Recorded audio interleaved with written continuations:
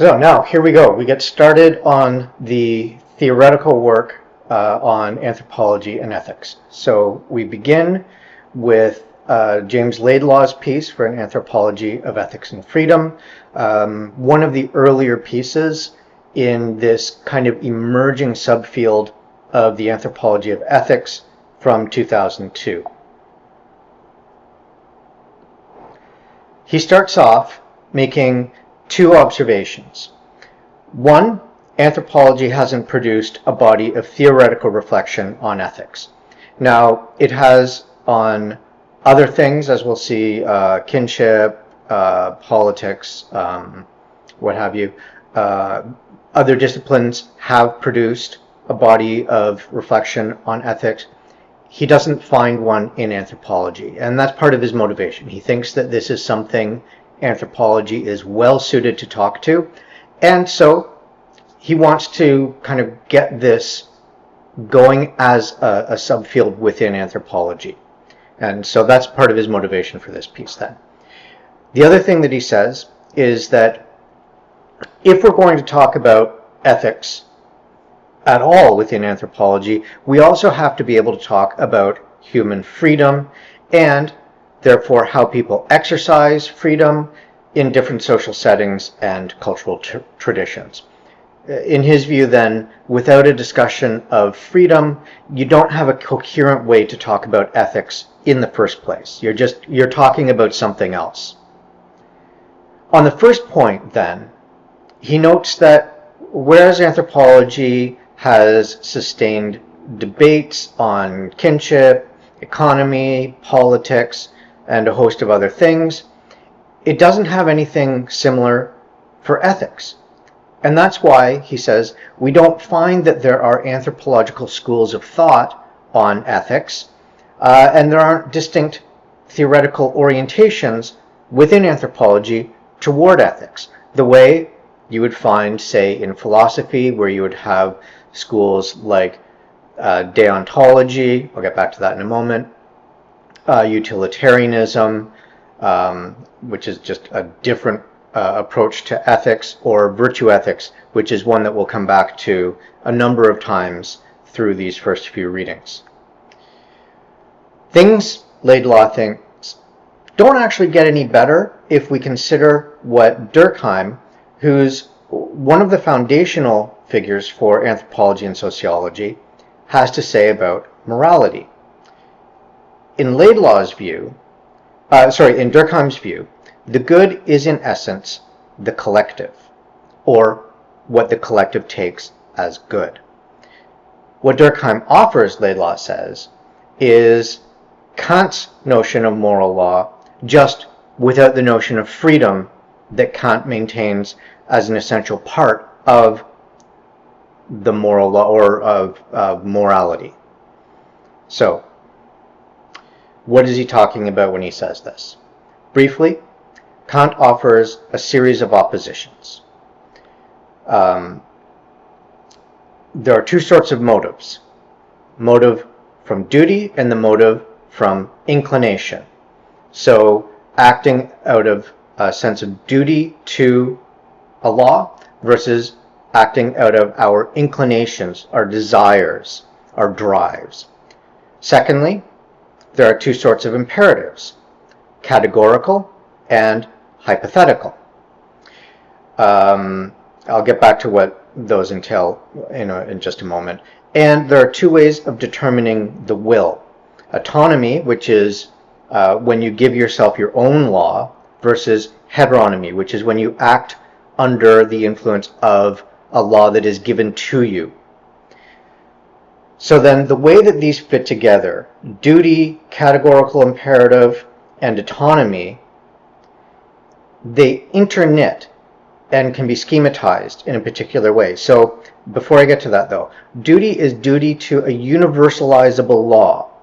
The categorical imperative, which in fact is what gives us the universalizable law, is in Kant's view a good in itself. It has no external defining purpose. If it had, then we wouldn't be following a categorical imperative. We would be following whatever that purpose is.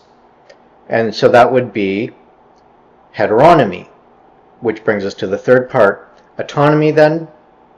Autonomy is this principle of freedom by which you give yourself the law, and significantly, you apply your reason to arrive at the law. Okay, so now they can be interknit, I say, in a sort of a scheme.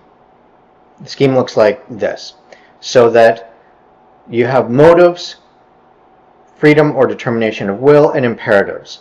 For each of those, you have the two branches. Motives can be duty or inclination. Freedom can be autonomous or heteronomous, and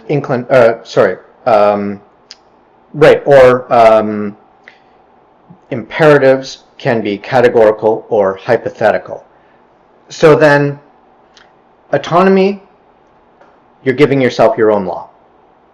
You're giving yourself that law through the categorical imperative. What does that entail?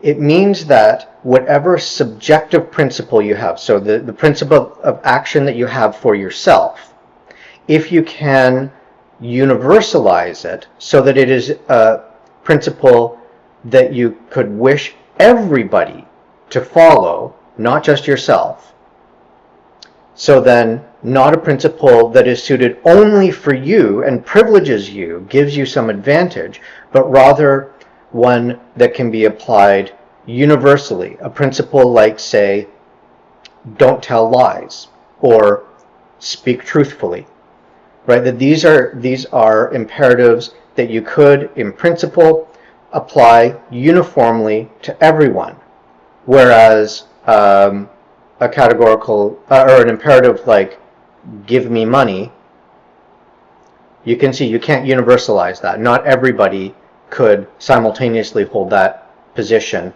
and it remain coherent. It would have an internal contradiction. So then that's where you get the universalizable law. You arrive at that, though, through the process of reasoning whether the law can be universalizable. And that is why you have a duty, you act out of a duty to that law. Now, it could be that your inclinations line up perfectly with a categorical imperative. Like maybe you have an instrumental reason that suits you for always telling the truth. Kant thinks if you operate according to that inclination rather than out of a sense of duty to that law, then you are acting under heteronomy. You're acting under a law that your inclinations are giving to you, not a law that you are giving to yourself through your reason.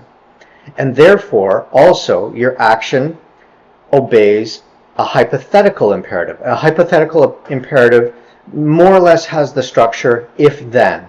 If I want to get a good grade, then I should do all my homework. If I want to run in the park, then I should lace up my shoes. So that there's this kind of instrumental relationship between what you want to achieve and how you go about achieving it. The point there then also is that it gains its coherent from some purpose beyond itself. That's why it's if-then. If I want to do that, such and such, then I should do something else. It gains its purpose externally. The categorical imperative gains its rationale internally. It doesn't obey some other purpose. It is a good in and of itself. So then, hopefully, this is a very, very brief sketch of this, but hopefully you can see then how inclination, heteronomy, and hypothetical imperatives kind of line up together in one way, whereas categorical imperatives, the duty to the universal law, or if you are acting morally, you are acting out of a sense of duty, and then autonomy, giving yourself your own law, how those also form a fit with one another. So this is Kant's scheme of morality. Laidlaw then thinks that Durkheim offers duty without autonomy. So you get Kant's morality minus the freedom, minus the autonomy. Why? Because following a morality that is given to you by the collective, not by your reason, not by yourself, but by the collective, is to accept heteronomy rather than autonomy. And therefore it is to act unfreely. So in Laidlaw's view, what you get from Durkheim is a move that has persisted in anthropology toward a theory of unfreedom. How it is that we act unfreely because we are, in a sense, programmed by the collectivity of which we're a part, and that we obey the dictates of the collectivity rather than our own reason. Now, this is important for Laidlaw because it puts on the table two major schools of ethical thought and social thought, and he wants to set both of those aside. He wants to reject them. He thinks they are not sufficient for thinking about an anthropology of ethics. First, Kant's moral philosophy is at the heart of deontology, as I was saying. So what is deontology? It is a school of moral thinking deeply, deeply indebted to Kant that prioritizes duty to follow moral law, right? Again, if you are acting out of duty to the moral law, you are acting morally. If you are doing the same action motivated by inclination rather than duty, then you are not acting in a moral way in Kant's view. Second, the emphasis on rule following as central to morality appeals to Durkheim, as it does in its way to Kant, but where Kant thinks that our duty to moral law stems from practical reason, our application of reason autonomously, Durkheim thinks it comes from society. As with his argument, for example, that gods, so if gods are moral authorities for us, and if we are to in some way obey or adhere to the desires of gods, then, or at least take into account the desires of gods when we want to consider what moral action is, he thinks then that gods are simply the symbolic expression of society, so that we take our collective moral sensibilities, we abstract them into a notion of a deity, and then we project our moral notions onto that deity as if we're getting them from the deity rather than producing them for ourselves. So then Durkheim's defense of this position, it's a very powerful defense. It's made him probably the primary influence in sociology and anthropology on relations between social norms, morality, and social sanctions. Laidlaw thinks that these rule-based notions of morality, that they're just not up to the task of an ethnography or an ethnographic approach to ethics. They create more problems than they solve. His point then is that when anthropologists take morality to be identical with concepts like collective rules, collective beliefs, collective opinions, as we get with Durkheim, there's no distinctive conceptual work left over for morality and ethics to do. They just become subsumed by these other concepts, so that there's nothing distinctive then about ethics and morality. They're just another way of describing how we act unfreely according to collective rules, collective beliefs, and so forth. Laidlaw, though, goes on to explore how Durkheim, he resolved a vexing problem for Kant's moral philosophy. So then, for Durkheim, the integration of the individual into society explains how individual humans can simultaneously be natural and free and rational.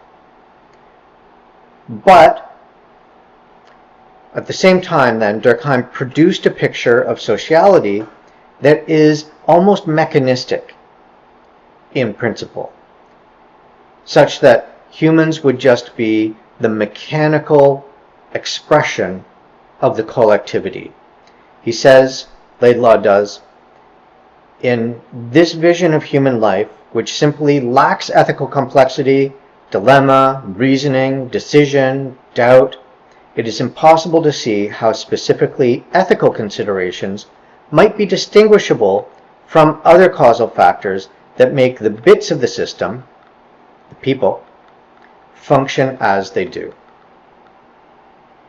So then, we don't get an explanation of ethics, he thinks, from Durkheim. We get an explanation perhaps of something like how social forces work on us coercively to maintain conformity or something like that, but that's not the same thing as explaining ethics. Laidlaw's argument then is that we will not be able to pursue an anthropology of ethics without taking seriously the ethnographic description of possibilities for human freedom, right? If we can't act freely, if we can only act mechanistically, if we can only act unfreely, that is, in Kant's terms, heteronomously, then there's no discussion to be had about human freedom or ethics. All we can do then is talk about sort of the logical outcomes of a mechanistic system. So, why would descriptions of agency, for example, not do as well for an anthropology of ethics? So an agent is an actor, right? Somebody who acts. So why wouldn't that do as good a job as a discussion of freedom? Well, he thinks agency or studies of agency focus on acts and actors that are important to the production, reproduction, or transformation of the structures within which people act. So we can say that there are social structures and social forces that act upon us, and then the way that agency enters the picture is to describe how it is that we act within, through, or against those structures. But then it relocates the focus back onto the structures themselves, how we reproduce them, how we produce them, how we transform them. He finds this dissatisfying. Why? Well, he thinks that questions of agency don't really attend to whether people's action is genuinely their own, right? That you can act under the influence of coercion and you're still acting. You're still an agent in that sense. But are you acting freely? Are you acting according to your own genuine motivation or propulsion or consideration or will, what have you, or not? Agency doesn't necessarily distinguish between those in a way that's satisfying for Laidlaw. So why is this? Well, it's because such accounts tend to recognize only the kinds of action that the analyst, him or herself, finds structurally significant.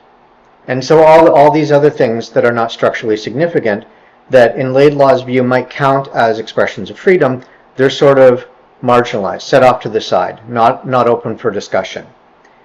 He captures it like this. Put most crudely, we mark them down as agency when people's choices seem to us to be the right ones. In his view, then, we're kind of starting with the conclusion and working backwards to understand agency, rather than starting with people's actions, considering the degree of freedom that they have to act that way, and then building forward to an understanding of ethics from there.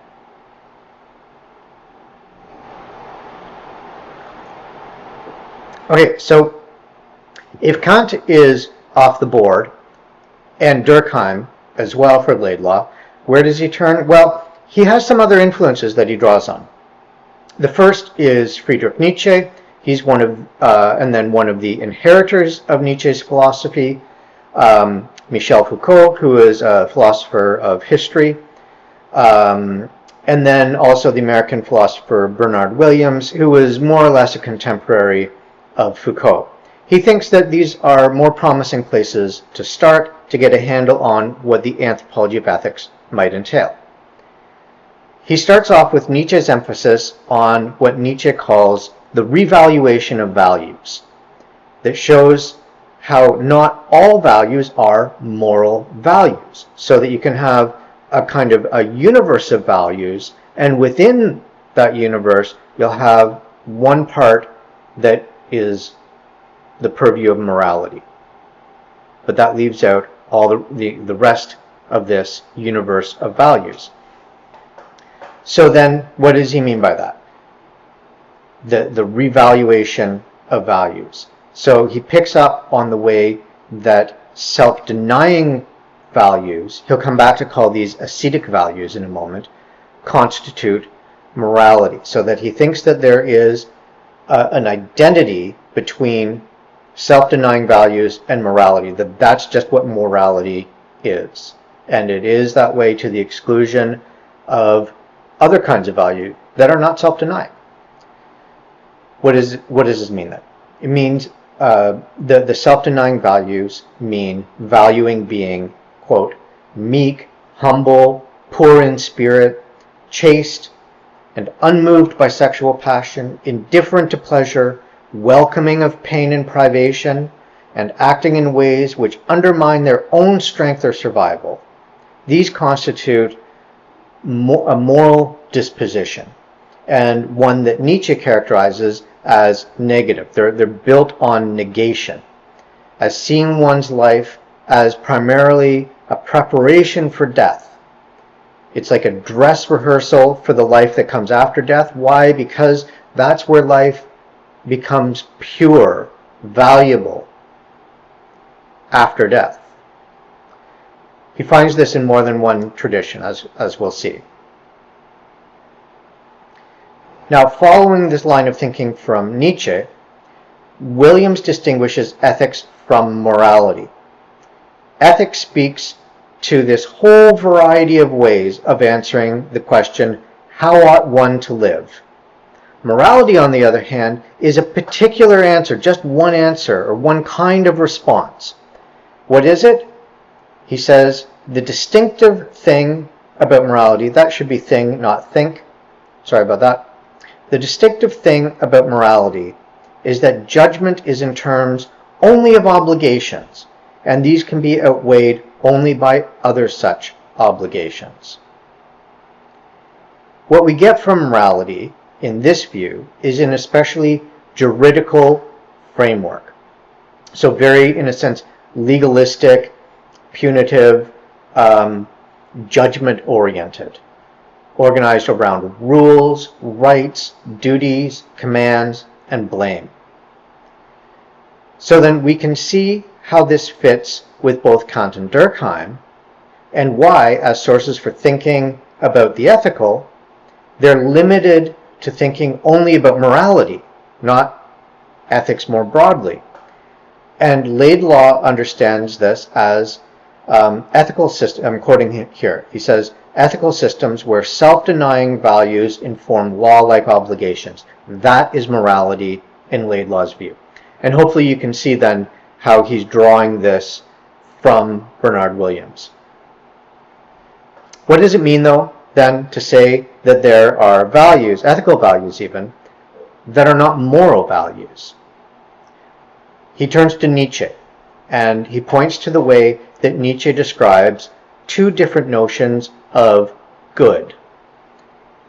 Different and, in most senses, opposed to each other. They are mutually incompatible. So these break down like this. In the first notion, good refers to being superior, powerful, vital, capable, fortunate, beautiful, and so forth. Bad refers to being inferior, weak, inadequate, ugly, timid, ineffective, and so forth. So then these are value judgments. He wants to emphasize this. Nietzsche emphasizes this. Laidlaw emphasizes this. These are value judgments. But they don't think that these are qualities that someone possesses either as rewards, say rewards from the gods, or as the product of blame. So that they're not, in a sense, something that has been either bestowed upon you or foisted upon you as reward or blame. The other view, the moral view, where you get moral judgments imbued with questions of guilt, blame, and obligation, think almost in exactly the opposite terms. Here, good means meek, self-effacing, obedient. Think of the way that you would describe a pet dog. You would think that a dog that is obedient, self-effacing, that is meek with respect to you, that it's deferential to you, it does what you're told, it does what it's trained to do. That's a good dog, right? So these are the qualities that this notion of good entails. Evil is the counterpart in this view, and here evil refers to those who are powerful, dominant, self-assured, and so forth. Right? So then you can see these are contrasting in that the good in one is exactly the opposite in the other. It's either bad in the first set of value judgments, or the good of value judgments that are not moral become evil in moral judgments. This is what Nietzsche is pointing to, is that this first set of ideas of good get revalued to become evil in the second, in the moral judgments. So you get this revaluation of values. One value becomes, in a sense, its opposite. So then we have two value systems here, one that's a moral system, and the other that in which good flips, either from being bad or evil, or standing in relation to bad or evil, and the good switches sides. Okay, so then what we get from Nietzsche here is that not all ethical systems are moral systems. Moral systems are a kind of ethical system, but there are other ethical systems that are not moral systems. And what appears to be, what appears in one way, in one ethical system, can have a completely different value, even the opposite value, in a moral system, and that the development of morality was not, therefore, inevitable. We had ethical systems without morality, in Nietzsche's view, before the emergence of morality or the birth of morality, and it was not given in advance that this revaluation of values toward morality would actually occur. And so to describe this, Nietzsche turns to Christianity and Judaism to show how these are contingent, not inevitable. They were contingent in their appearance, especially with respect to Christianity's ascetic moral values. So here we come back to this notion of self-denying asceticism. I guess those are synonymous in any case. So part of his project, Nietzsche's, is to free us from the idea that ascetic morality is the only kind of ethical value system.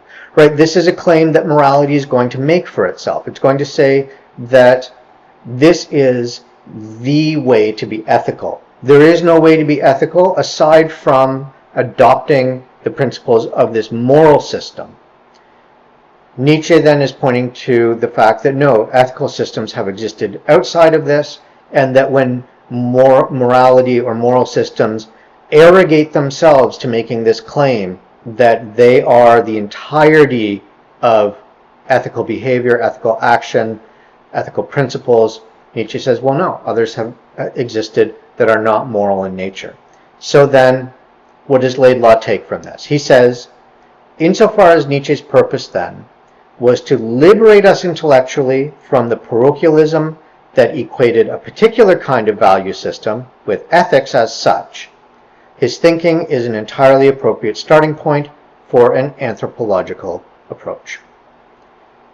From this starting point then, with Nietzsche and Bernard Williams, he shifts his attention to what is distinctive about ascetic values, noting that they do not just appear in Christianity, but also in Jainism, which is what his body of study has focused on throughout his academic career.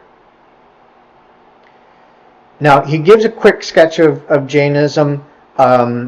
It's a little bit more than I want to rehearse in this lecture, so I'll leave that to you to read in the piece itself. I'll just reiterate here that it has both lay and ascetic followers. So ascetic followers engaging in quite dramatic exercises of self-denial, and that they are, for the most part, supported by the lay followers. Jainism then entails a belief in reincarnation, a commitment to nonviolence, and the conviction that enlightenment arises through rigorous ascetic practices to avoid harming other creatures.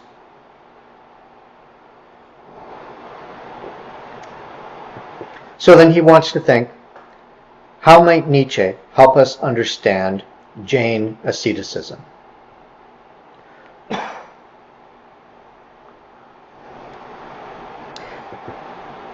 Nietzsche again described the transvaluation of values as the reversal of the value of good, as I said earlier.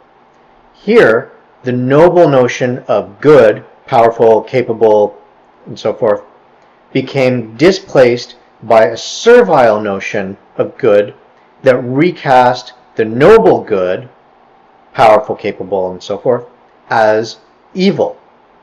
How did this occur? Through ressentiment. So Nietzsche uses the French term, even though he's a German language author, he uses the French term to capture what he's driving at.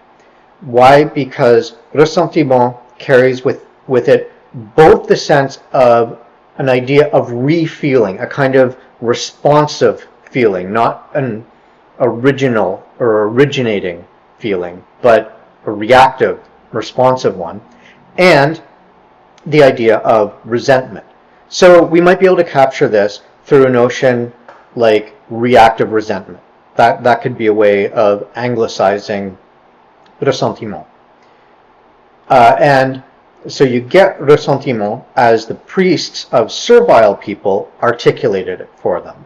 So this is the work that the ascetic priests do, in Nietzsche's view, in Judaism and Christianity. They articulate ressentiment as a positive value for, or at least a moral value for lay people to adopt. He says, Laidlaw, in place of the nonchalant and even pitying disdain of the nobles for their inferiors, the slaves regarded their superiors as dangerous enemies. So is born the concept of evil. What had been good characteristics were seen not just as a negative, not just in a negative light, but as the malevolent expression of unseen agency. So, where force, vitality, formidableness had been inseparable natural expressions of strength, now they were seen as if they had the choice of not being strong, as aggression. Correspondingly, being weak was also represented as if it were from choice, and therefore as an accomplishment. So you achieve weakness, you achieve meekness, you achieve humility. Weakness now becomes, in the new moral sense, good. This transvaluation built on a notion of guilt. So guilt is also a certain kind of transvaluation. It's an adaptation of the idea of debt, transfigured to become the driving force between self-denial. So now, how does this transformation take place? Well, guilt and debt are not exactly the same, so there is some transformation necessary to get one to become the other. Why? Because debt is calculable. It has an equivalent. You can pay it back. You borrow, you pay back, right? Guilt, on the other hand, is not quantifiable, and therefore not fully payable, a characteristic that contributes to the development of bad conscience, right? This internalization of the idea that you owe a debt you can never pay back. That is guilt. Now imagine in turn that the way that debt becomes guilt is that one feels a debt to a god or to gods for existence, for your existence, for bestowing favors upon you, for giving you good fortune, whatever the case may be. But that the nature of this god is as one who confers unrepayable debt, right? You can never pay back adequately the debt that you owe for your good favor, the debt that you owe for your existence. In Nietzsche's view, then, oh yes, and one other thing, this god or these gods also are uniquely positioned to stand in judgment of you. Now, in Nietzsche's view, this just is the Judeo-Christian God.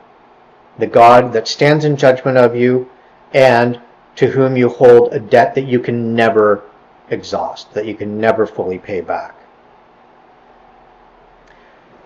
Jainism does not then reproduce the Judeo-Christian genealogy that Laidlaw recounts coming from Nietzsche, but does have its own valuations of debt and ressentiment.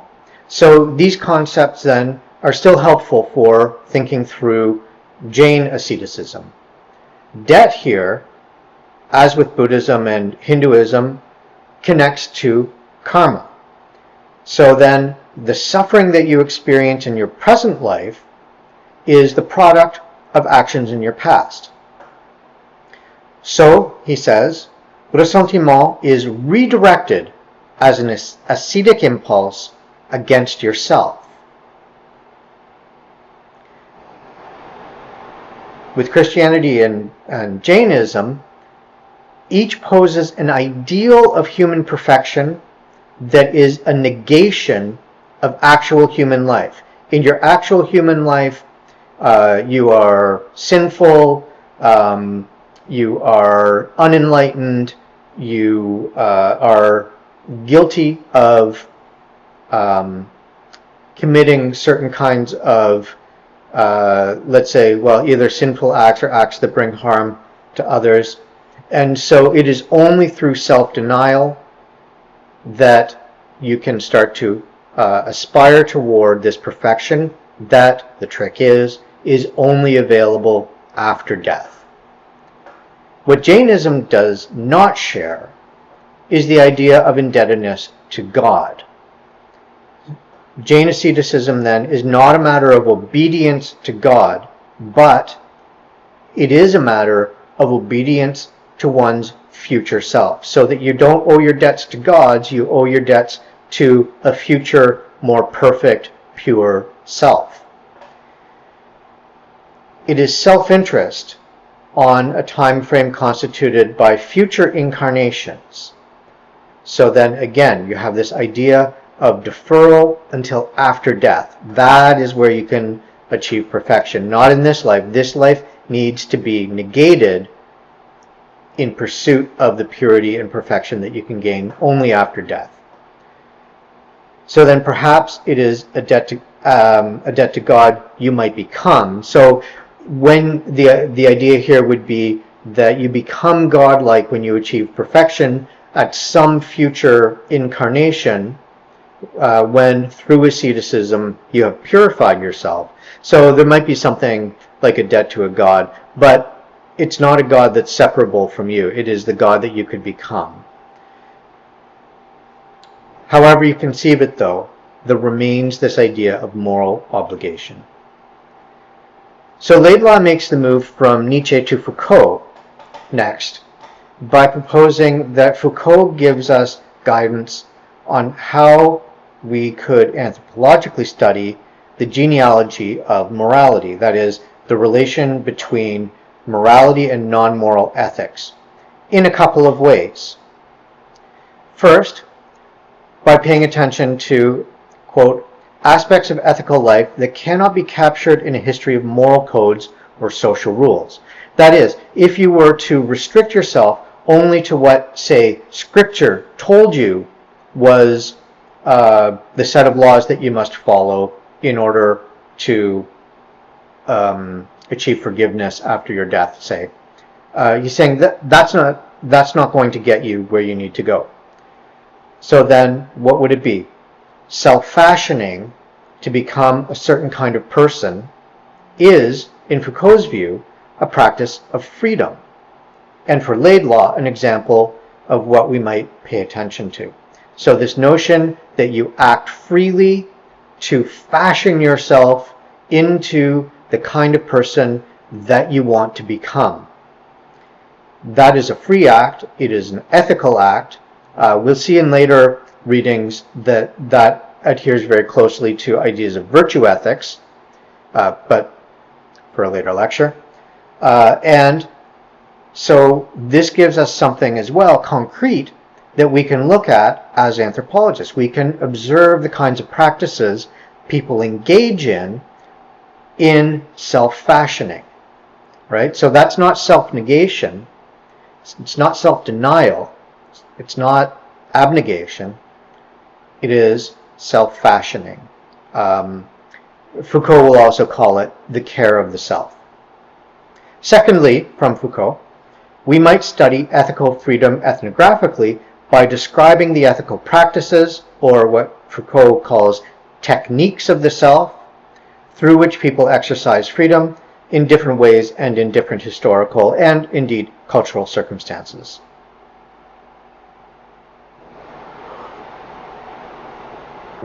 To put it concisely then, Foucault describes the pursuit of ethical projects to make oneself a certain kind of person. In these pursuits, you do not achieve freedom as you would, say, through aspiring to enlightenment, through asceticism, or aspiring to freedom of suffering as you would in Buddhism, or to everlasting life in heaven as you would with Christianity. In these pursuits, you don't achieve freedom in that way. You exercise freedom, given the extent to which you exercise choice or experience coercion.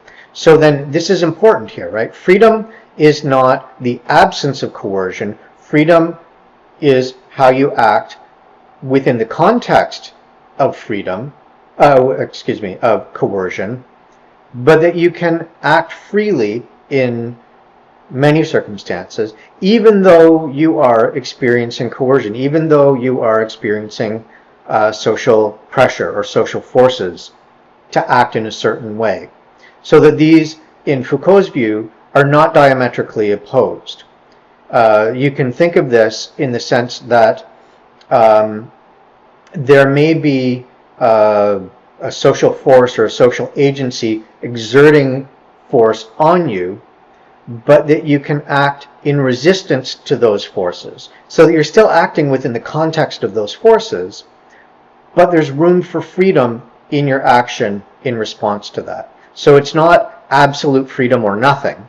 It's not absolute freedom or absolute domination, absolute freedom or complete unfreedom, to put it another way, but rather that even in contexts of social forces and social coercion, you can still think of freedom within people, the way that people will act.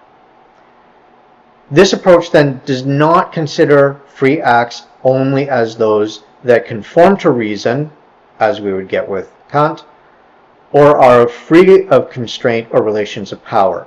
Freedom then is something that you exercise within relations of power, not independently of relations of power. That's why the idea of resistance, it remains an important one. Instead, we exercise freedom through or in relation to definite historically produced modes, models, and practices. We could consider, it's not a perfect analogy, as very few are, but we could think of this in comparison to language.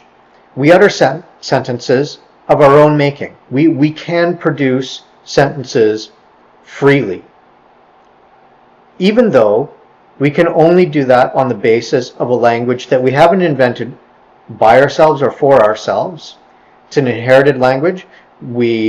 If we are to produce sentences, we have to do it with respect to the grammar of that language. We have to employ the vocabulary that that language provides. These are the very possibilities of speaking at all. So you can see, I hope anyway, if the analogy holds, that even though you're speaking within, or writing within, the constraints of grammar, that you still exercise a kind of freedom to express yourself using the vocabulary that everybody else shares. And then the idea of constraint and freedom are not strictly exclusive to one another. Laidlaw characterizes the freedom of the ethical subject, in Foucault's view, as, quote, the possibility of choosing the kind of self one wishes to be. Actively answering the ethical question of how or as what one ought to live is to exercise this self-constituting freedom. What, as anthropologists, would we look for if we followed Laidlaw's and Foucault's guidance?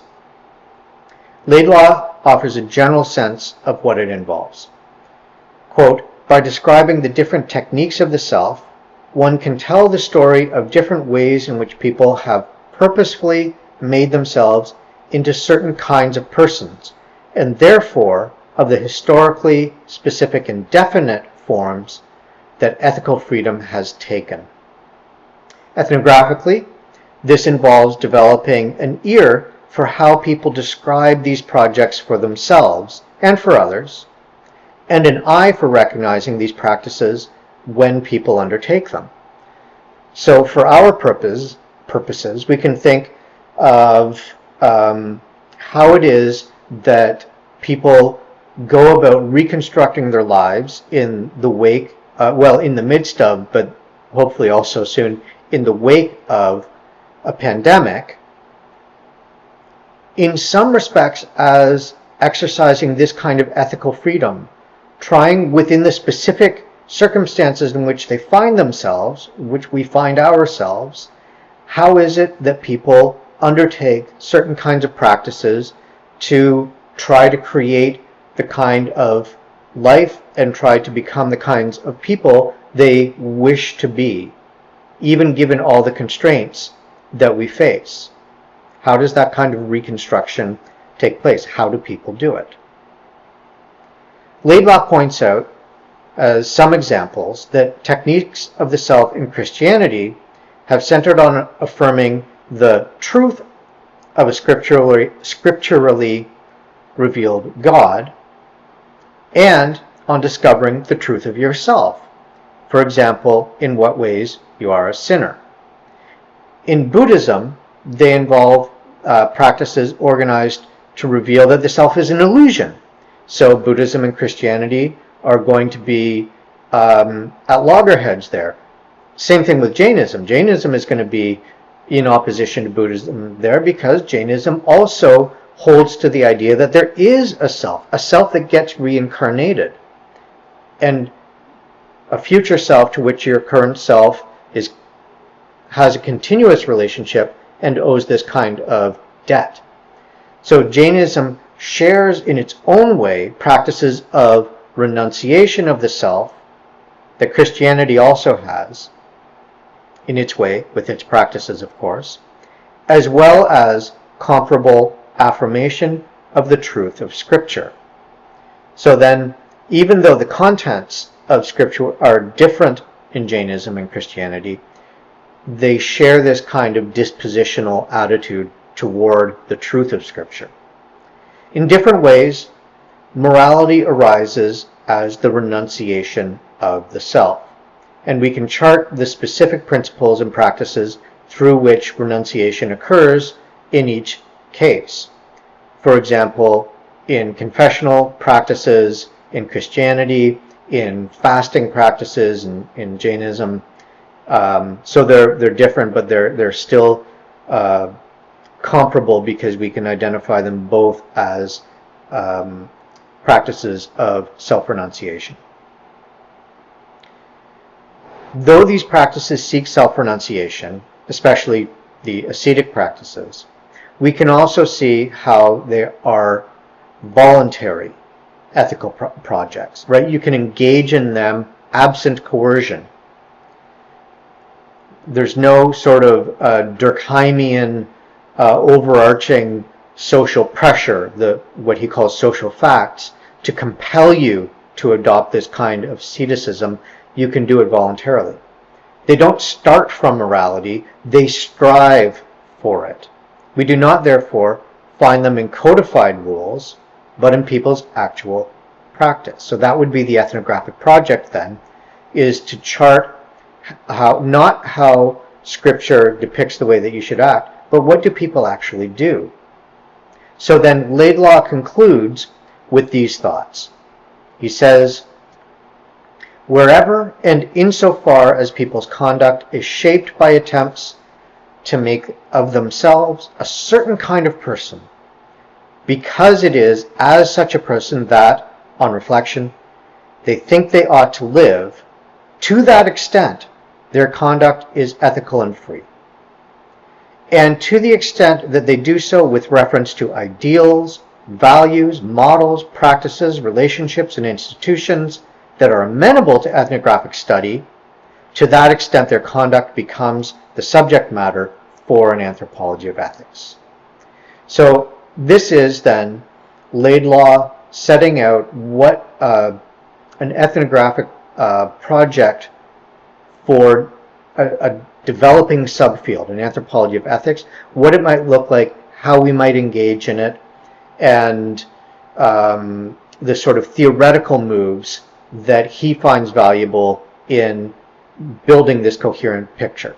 So in the next piece by Cheryl Mattingly, we'll see another approach that, or another response to this idea of how do we develop an anthropology of ethics, that also has an important discussion of Foucault and that engages in a longer, more explicit discussion of virtue ethics. Thank you.